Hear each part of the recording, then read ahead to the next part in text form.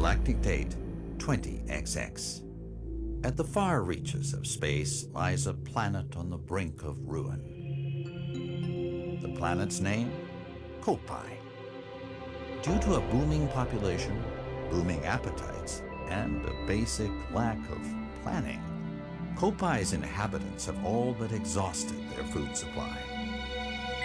Their only hope is to find another planet with edible matter.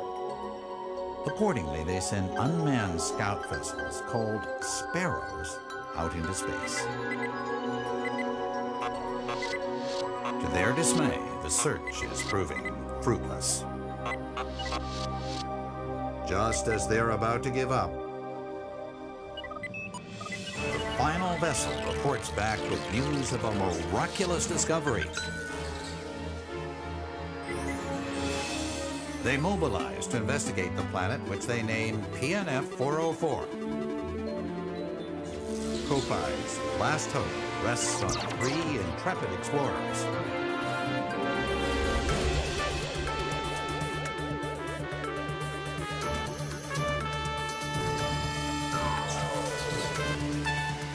At last, the explorers' 279,000 light-year voyage nears its end.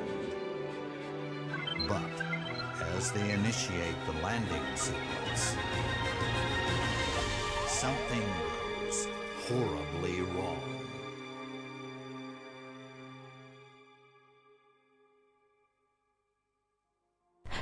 Pikmin burst onto the scene as Nintendo's new IP in the days of the GameCube. It was fun, good to look at, and completely new. So how does the latest version stack up against its predecessors? Let's have a look. Pikmin 3 follows the story of 3 brave space explorers sent from their planet in search of food. Just as they reach a new planet titled PNF 404, they encounter trouble and are separated when their spaceship plummets to the planet's surface. The game begins with the fearless leader Charlie, who awakens to find himself surrounded by strange new creatures, the Pikmin, and so begins a great new adventure.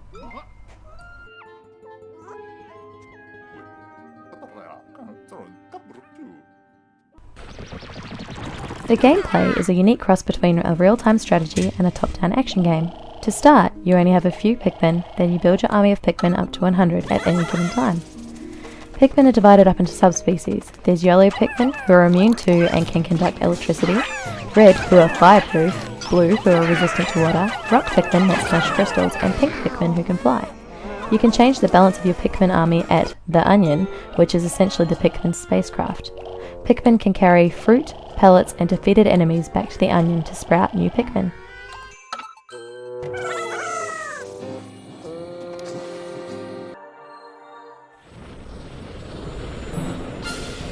The core gameplay revolves around puzzle solving. Your objective is to collect fruit while avoiding PNF 404's deadly wildlife.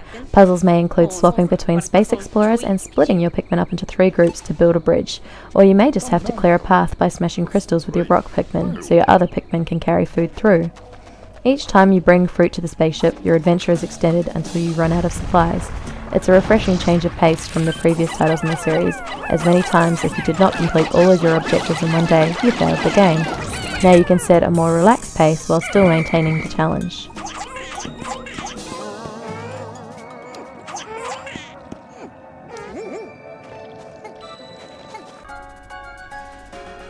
One major downside, however, is that you still have time limits, as you have to be back at your ship before the sun goes down.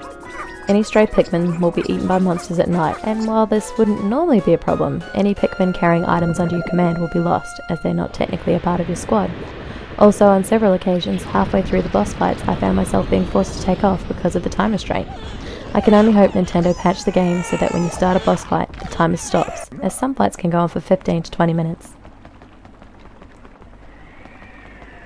The world of Pikmin is beautifully represented in stunning high-definition graphics. The environments are varied, and it is an absolute delight to explore the areas which are themed to snow, beach, garden, and river locales. Pikmin 3 maintains its frame rate even during the impressive boss battles, which see 100 Pikmin battling it out against an army of monsters. The best part about Pikmin's graphics is how alive the game world feels. It's like being in an episode of Honey, I Shrunk the Kids, and its bright, vibrant colours are a nice change from the dull brown worlds of this generation's games. rendering is smooth and the graphics show just how much prettier the Wii U can be up against current generation consoles. Sounds help bring the gardens alive, and the cutesy sounds of the Pikmin bring a smile to your face. Ambient noise of the winds and rushing rivers also help immerse you into the world of Pikmin. There are several game modes to try, including boss fight replays, treasure hunts, and a co-op adventure, which are all a blast to play.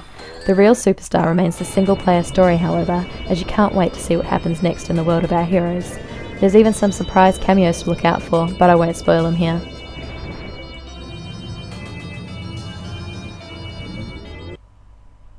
So what's it like? Well, it's like a mix between Red Alert and Uncharted with its own splash of Nintendo gameplay. It's an artistically crafted game, and the delay in its release has not been wasted on this well-polished title.